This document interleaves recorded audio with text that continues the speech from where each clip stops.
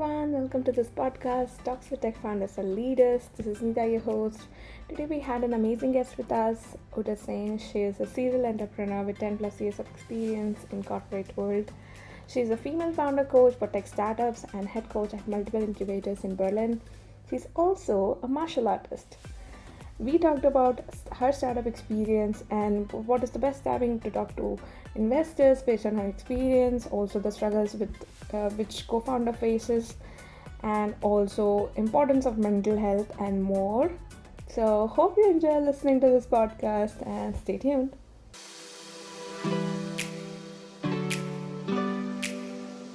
Tell me a fun fact about you, Ota. A fun fact, I think where most people are surprised is that I'm also a martial arts teacher, even it's written on LinkedIn, but then they are like, oh, so what does it mean? And then they start is it Aikido or is it Bruce Lee or whatever? So, and I can see how the thoughts are circling around. But that's, and I do it for over 20 years now. Wow. So, started teaching, I think, 7-8 years ago. But why did you get interested into it? Actually, it's maybe all those movies where old man with a gray long beard is sliding through the room, coming from here and sliding up there, and I was like, okay, so if it's only half true or maybe 10%, so then I want to learn it. So that's the reason why I started, I guess. And then later on, I discovered so many more advantages and benefits. So I'm still not sliding through the room like this. but nevertheless, yeah, that's maybe a fun fact. Yes, that's I think very interesting fun fact for sure. And my next question is where are you from and what is your educational background? I'm born in the north of Germany, in Greifswald, which is one of the oldest university cities, and studied later in that area also business economics, and then later on also energy management. So I'm also an engineer. So because I thought okay, I have to learn in this area, but also in that area. To combine it, and actually I worked 25 years in IT. Wow. So I have but still I took so many things out of this educational background, and I'm still profiting from it. You had your master's in energy management, right? I read it right. Yeah, both. Okay. Yeah, I can see that in your journey actually, because I saw your journey is completely filled with so many different roles. So I saw that you have 20 plus years of experience with different roles as a supply manager, delivery manager. Then later you became a business development executive for energy in IBM. You worked in IBM for more than 10 years, more than 10 years actually. And then you became a senior business consultant in a company, and then you founded your own company, which is Smart Bee Energy Management System. And there you raised, you had the revenue of 1 million euros, which is huge. Then you became a VP corporate IT in Bosch, and then then you completely switched to Hartway University as a lecturer. And then you also are a head coach in SIBB, Positive Intelligence, and also a business angel.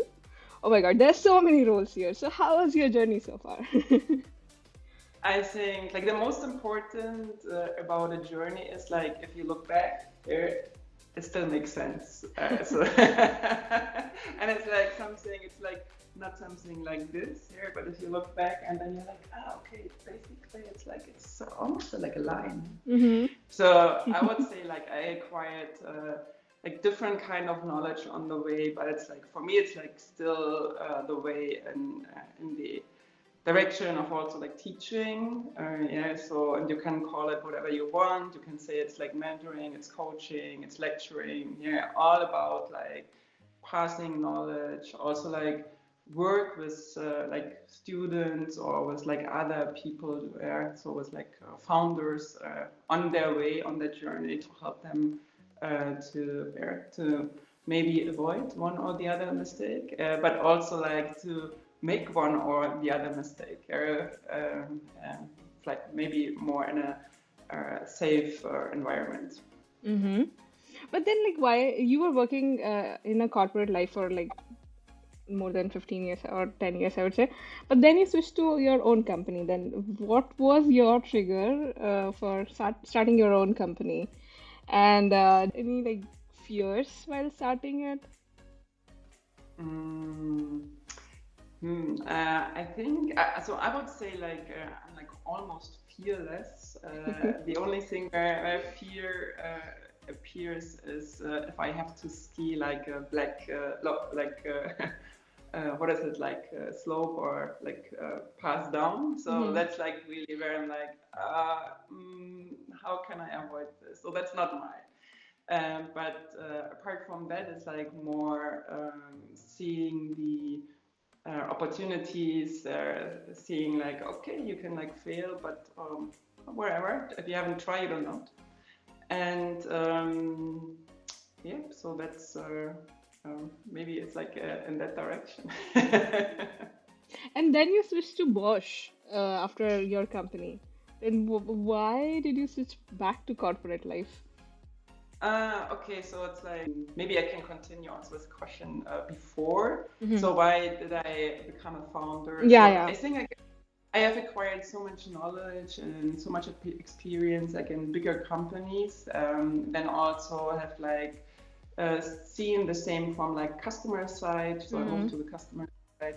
And there I already have done like due diligence for startups and smart home and smart buildings area. Yeah, also like you see, like applying the knowledge I gained before. Mm-hmm. And then I was asked if I want to found my own company. And I was like, actually, I was Mm. not thinking about this. And then I thought like, oh, why not? So I started my own company. And during that time, it was not so common. And it was also not so common to have like a female founder in like a Mm. technical area like energy and buildings. And later on, we have done an exit. And actually, I wanted to go for sailing like 1 year. So that was my dream. Mm-hmm. And then I received a call from Bosch if I would like to join or, yeah, for a year, maybe more or less, yeah. And then I said, like, yes, I would join for, like, after a couple of conversations, I would join for a year, and but then I need to follow on, like, with the path I've done before. Oh, okay. So it was already planned, like for one Yeah. year you will just okay, okay. But you had like exit in 3 years, like 3.5 years. That's amazing. That's really good. Yeah. And your co-founder asked you for opening this company, or No, no, no. It was more like the company I've worked during that time. uh-huh. So they have asked if I would like set up a company in that area, Mm-hmm. and then I got to know my co-founder during that time. So Okay. Okay. Yeah, that's and your first business was successful. That's amazing. Yeah, that's a good one. And then you switched to this Bosch for 1 year, and then you went into lecturing and coaching and teaching kind of environment, right? yeah. So was that something that you all like really liked, or it was just like you just wanted to try it out? Um, how can I say? So maybe when I was like in the companies before, and also like if you leading like a startup, so you already teach somehow, right? It's like Mm. more you set the pace, you integrate the people, you bring in some juniors, you also like still learn a lot on the path, and yeah, and I just continued that path. So it was like not like, okay, so now I switched to something completely Mm. new. So that's it. Like, yeah, so if you look back, it's like it still makes sense. Yeah. Mm. So it's not like, okay, so let's do something what I haven't done before. It could be gardening. Yeah. So it's not. Okay, okay. Yeah, yeah. I think, yeah, then it was already something which you knew how to do it. So, yeah, that's cool. And my next question to you is, you have raised like 7 million funding for your company.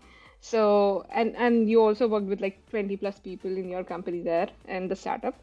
Then, what are the tips that you want to give to founders who are talking to investors for the first time? Make your background research. Mm-hmm. So like you can talk to so many people, so it's like a huge world. So um, and then you can like make that for years without like achieving your goal. So if your goal is like to have the funding or the fundraising for your startup, so you should like make really like research on the market. So who is there, who is like also fit for the startup, who is a fit for our culture. So all these kind of things you can do before, and also you can ask other founders. So Mm-hmm. and like I think it's also called like stakeholder analysis a little bit. Mm-hmm. And that's what everyone should do. And I see like very often there's like, so they called me, like there was a VC. They said like, okay, do you wanna send your pitch deck? And then the startups work there for I don't know 3 weeks, and they send it over, and then so then maybe they don't hear anything, or they hear like, yeah, it was so nice to see that. Yeah, so maybe if you like a little bit more ahead, so you can send it again. So then you're like, okay, so did I waste my time? Yeah. So it's a question, and of course it's. You could, if you do the research, you limit those kind of situations, and you really need to build up a relationship. It's mostly not just like sending in pitch decks. It's about warm intros. It's about uh, talking to the people. They get to know you. Say like, okay, so maybe yes, this is a team. They can do it. Yeah. So yeah, Mm-hmm. make your homework. Mm, yeah. And what is the best timing for reaching out to an investor? Because I heard like people say that when you don't need money, you should reach out to them. So, Um, you can always reach out, but if you don't have anything, you don't need to reach out. So what mm, do you want to show? You say like, oh, I have a brilliant idea. I don't know, they get thousands of brilliant ideas. And mm, so how do you stick out of that? So that's a good question. And then of course, um, if you like meet them more often, yeah, and then you tell them, okay, so it's like it's a progress, and here can I just like give you an update? Then they see that's like moving, and then maybe after a couple of times, and they say like, hey, so by the way, do you want to send in your pitch deck? I think it could be interesting for us. And then you're like, okay, so this sounds more serious, yeah, or maybe they say like, it's not for us, it's not in our area, but I know this and that we see, and this we see like especially finance of like have a fund in that industry. So then it's like, and then you get a warm intro. Yeah, so that's what you want. But it's like not okay. So can I pitch to you? Can I pitch to you? You can. And then probably all of the or most of the VCs will say yes, you can. Yeah, because also they don't want to miss an opportunity. mm. But they get so many opportunities, they have to make the right choice.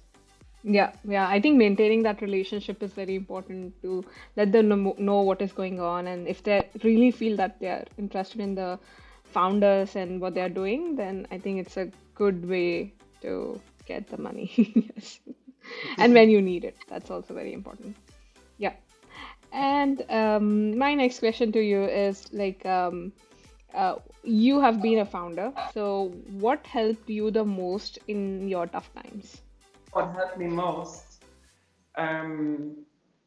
People, Yeah, so definitely people, environment, family, friends, yeah, all those kind of things. It's like very important to like still also have the relationship. Like, a lot of founders tend to say like, okay, it's just like the startup, it's like just the work. But it's very important to also maintain this kind of relationships because it gives you stability. And then on the other side, it's definitely also the martial arts stuff. So like doing Tai Chi or Ichiran, it's great. Yeah, so it gives you balance, and yeah, it can help a lot. Yeah, I think it keeps your mind and just calm so you can think focused. Yeah, that's really nice. I think a lot of people should go into these kind of things like yoga or these kind of different things where they can keep their mind calm, especially for founders. Yes. And my next question to you is, so what are the few things which you have seen as a coach that founders are struggling with, and what advice would you give them? There are so many things, Mm. and the good thing is like you start a startup, and you don't know how the journey is. Which is a good thing. Yeah? So it's like a little bit kind of naive, but you wouldn't start it if you would know what is on the way. So therefore, this is like just a great beginning. So which also means that like this can become a roller coaster. And so this is where you should also like build up some resilience with like habits, and also yeah with like this environment around you. What I see like very often is like especially young founder teams, they say, yeah, so when we get to the point that we have a product or an MVP and we want to sell it, so I employ somebody for sales. Mm. And then it's like, no, this doesn't work. So as a founder, you are quite of a kind of source, and you have to sell. So you can maybe develop your own style of selling, so that you say like, okay, so I'm like more the relationship seller. Yeah, so I'm more like the person who approaches people like directly. Yeah, so I like to like make first yeah like it more in an automatic way, make a lead generation or whatever. So like so many different styles of selling. Find your own, but you can't say I won't sell. Mm. Yeah, especially for tech founders, it's very hard initially, yes. I know, and then you can like develop for years or for ages a product, and then you say like, oh, do you want to buy it? And then you're like, no. So then you spend like years or like months with that product, and nobody likes it, Yeah. and nobody pay for it. So, would you suggest like to sell first and then build? It's like most of time we have heard that as a founder we have heard that you should sell first, find your customers, and then start building the product.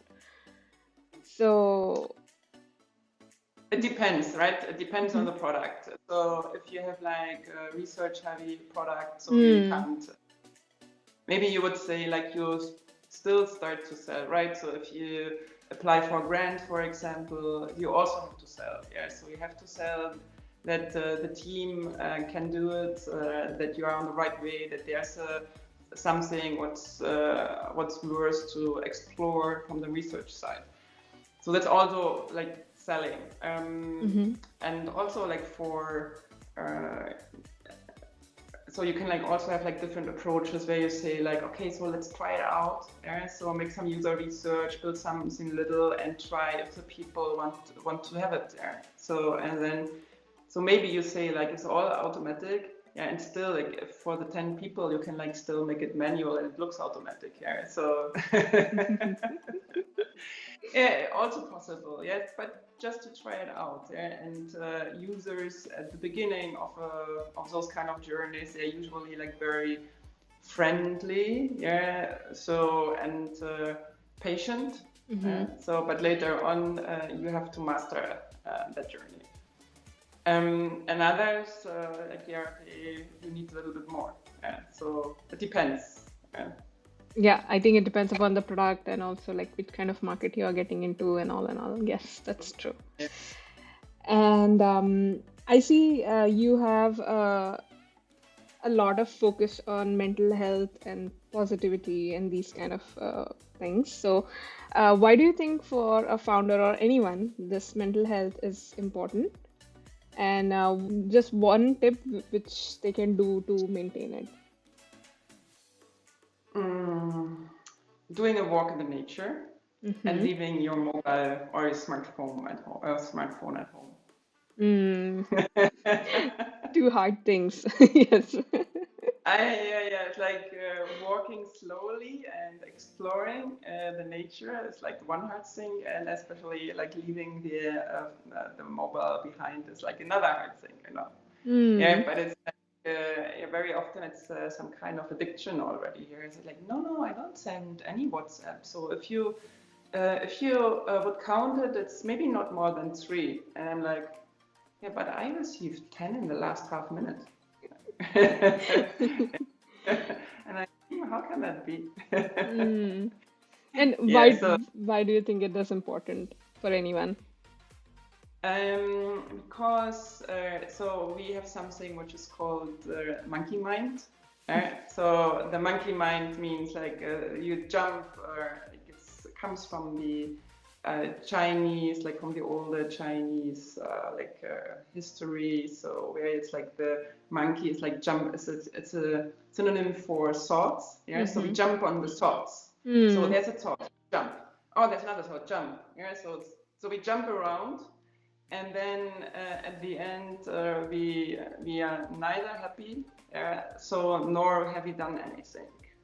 So and to act like from like a position out of like this inner strength, you need also to sit back, to be aware of the situation, or like the time or the here and now where you're in, and then you would act from that position. Yeah. So and if like thoughts pass by, which always happens, right? So you can like have a look on the thoughts and say like, interesting, and then so and it can just like fly to the other side. So and then you're like, okay, so not my thought now. So or not important. But if you like jump from one thing to another, so you have the feeling that the time is running and you don't do anything.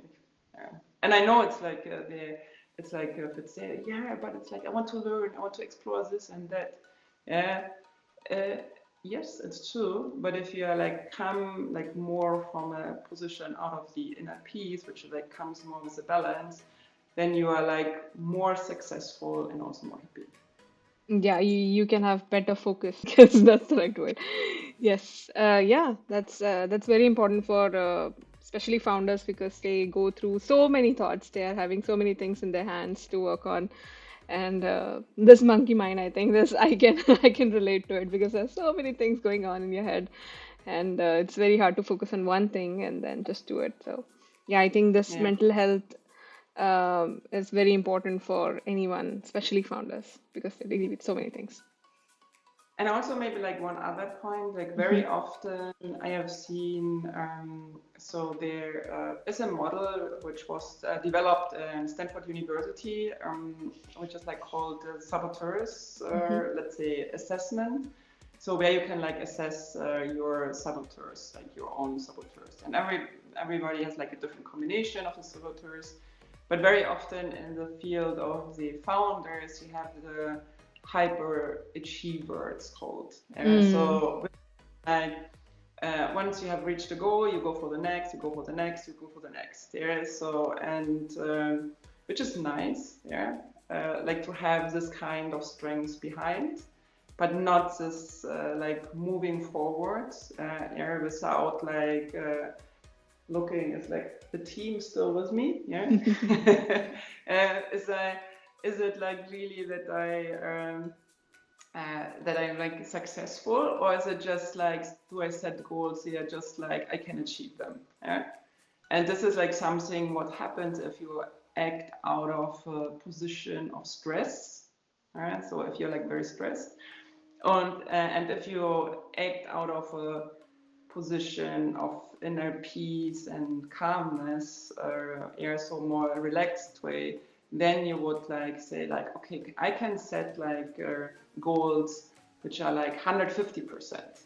Yeah, and if I fail, and I have like reached only 120, I still received or achieved more than the 100 I set with the stress. And also like I still look, yeah, so like people just like join in. So I'm still aware of the environment, the surrounding, the team, so all this kind of stuff. And then those kind of people can be like very inspiring. But Yeah. they are under stress. So if they are under stress, then they are like, so if you don't follow, I go through the wall alone. Right? So, and then it's like, yeah, you can. Yeah, I think that's also a very important part of a leader because they have to take the team and then listen to everyone, then make a decision out of it. So I think this kind of thing is also very important for any leader who is a founder or a leader anywhere. So yeah, that's nice. Have you been in any stressful situation where you're like, okay, you lose your calm and you're like, okay, that just is not working out. That I lose my calmness, very rare. So stress, yes. So I have like, so it's like it will never end, right? So it's like stress comes in. The question is like, what do you do with that? Yeah. So if stress comes, you can also like step aside. Stress pass by. So like, not my stress. Yeah. So it's like something you learn. And then also, if you see, and then you see also that you get stressed there, for example, I have like the tendency like to lift the shoulders. Right? So even if I'm not fully aware of the situation, I will be aware after a while because then it starts like, like my shoulders, yeah. So, and I definitely know, okay, so there was a kind of stress, so, and then I have to like, okay, so like lose the shoulders. It's like sometimes a little bit more difficult than just like, okay, lose your shoulders. Yeah, it's like the same, like just relax. Yeah, yeah, like I'm relaxed. No, but this is like more than I can like do some like a couple of minutes training. So there's like find my inner calmness, and I can also like come back to it. I usually yeah, it's more that the situation is more stressful and I get more calm. So like really becoming or getting like this laser focused mind. But nevertheless, it's like if it's like constantly stressed, yeah. So then like also you start to lift the shoulders. Yeah. I think that's the part of self-awareness that you focus that, okay, there's something wrong and I need to relax a bit. Yes. And then it's also like what we also underestimate is that it's the same like handling stress. So you also need some kind of muscles. Yeah? It's like the same as like physical fitness. Yeah? So you need a mental fitness. So, and if you don't train for a couple of weeks, yeah, so then you'll say like, okay, so now I have to go up the stairs. It's like, it feels so difficult, yeah, and so heavy. Yeah. But if you are like in this, okay, I like train like over and over, yeah, next week and week after, maybe once or twice a week, yeah, so then you build up a fitness. And the same is like this mental fitness. So you need to build that up and you need to maintain that. So like it's the same like walking like this today in the nature will not build up your mental fitness for the next years. Yeah, you need to continue that and then strengthen it slowly, and then you will have more control over it. Yeah, I think that's very, very important for people because they want results faster, but it's not that fast. You need to take your time. Yes. Sometimes to get something faster, you have to make something slow. Oh, I like that quote. Yes. Nice. Awesome. Yeah, so my next question to you is like you have been coaching, mentoring, teaching, and that's a very major part of your journey, career journey. So why do you like it so much, and what gives you the most satisfaction out of it? So I like that I learn. Yeah, I'm still learning, and like a lot of my methods I apply is like more intuitively. Mm-hmm. Yeah, so it's not okay. So is there a standard you go in your coaching sessions? Like no, there is no standard. Yeah, so mostly like I come in and I don't know what happens in that coaching session. Of course, yeah, like others, they're like more prepared, so I know the questions up front. But very often it's like come in and the situation changes in like seconds. So then I need to adapt also the approach, the methods I use, and this is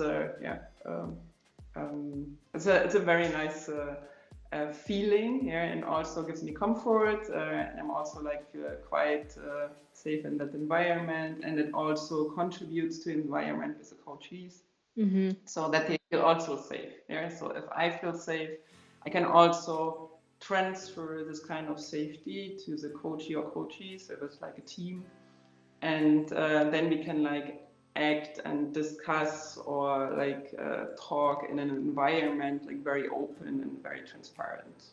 Yeah, so that's like maybe one thing, and also what I really like is like this saboteurs like assessment. So everybody can do it, by the way. So if you just like go on the internet, it's like 5 minutes, and then you get like a pretty good understanding what's going on. And yeah, so and then also like showing what you can do and how you can build up your inner strengths. So did I miss something in the question? I think you almost answered. It's like, what gives you the most satisfaction out of it? Yeah, but so this is like also like this learning, so and like my own curiosity, yeah, and I really like to work with people, yeah. So like other people like to work with things, yeah, I like to work with people, and especially if the people want to change something. So if I don't, so I'm like not good in an environment for like applying this kind of coachings and maybe big authorities. Yeah, so where people say like, yeah, so I sit here for the next couple of years. Yeah, so they don't want to change anything. So I'm not the best coach for that. I can do, but it's like also wouldn't help both of us. Yeah, I think the most volatile kind of environment suits you the best because you can adapt according to that environment. And especially in case of teaching and coaching, it depends upon the audience also because they could be different all the time. So yeah, that's really a good feature of a leader as well, actually. Yes. Cool. And my next question to you is, uh, if you can go back and give yourself one advice when you started your founding journey, what it would be? Let go faster. Okay. That's perfect. I think it's very hard for the first time founders, for sure. Yeah, it's like so like you get an idea and you think this kind of idea or this kind of idea is like so brilliant, everybody would love it. So has to love it for sure. Yeah, and then you go to the first person and say like, and then the second person says, and the third person says like, oh, it's nice, yeah, and then you are like, yeah, but they have to love it, and then they try to like, okay, so here this is what I built, and here I show you, and so on. But at the end, it's maybe not the right idea, so let it go. Yeah, yeah. I think it's Then you have, and sorry. then you also have a new one. Hmm. Yeah, I think it's the first ideas are something like you get yourself attached to too much, and you're like, no, it has to work. I know it has to work. So, yes, that's true. Yeah. But like Mhm. it's the same like running like again and again against a closed door. Yeah, Mm. so it's or a wall. They like, yeah, if you run against the wall and again, and then you're like, honestly, there's a door you can just like go through. Yeah, you are so close in this field that you just see one door. So yeah, that's true. My last question to you is, what advice would you give to a founder who is just starting their company? Mm, look for somebody or someone you would like to start that journey. Mm-hmm. Yeah, so it's like it's easier to do it like together, even if you feel on the way or you see on the way it doesn't work in that team. So, but you also learn from that, and then do what you love. Yeah, so what Mm. you're passionate about it, not what other people say to you. So if other people say like, "Oh, you should do this," yeah, but people feel if it's comes from your side or not. Mm-hmm. Yeah, actually, on that, how can you find a perfect co-founder, or how do you know that this co-founder is perfect? Um, if you have a good feeling, like Mm-hmm. a good gut feeling, let's say it this way. So because if it's like feels in your belly already, like somehow, but I still try it out. So sooner or later, this won't work out. Mm. Okay. Yeah, yeah, that's true. I think it's like the strong gut feeling which you have. Yes. Yeah, and obviously like also like in the Chinese like or the Taoism philosophy, it's said like that the brain is in the belly, Ah. and it's like from research we know it's like this unconsciousness. It's like more in the direction of like the belly, and we are like 90,000 times faster there Mm. than here.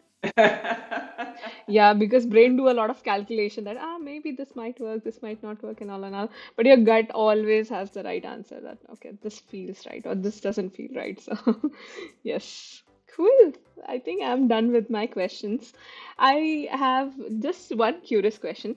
W- how did you get interested in sailing? I saw you give also have a lot of sailing classes and all. So how did you started sailing and why did you get interested into that?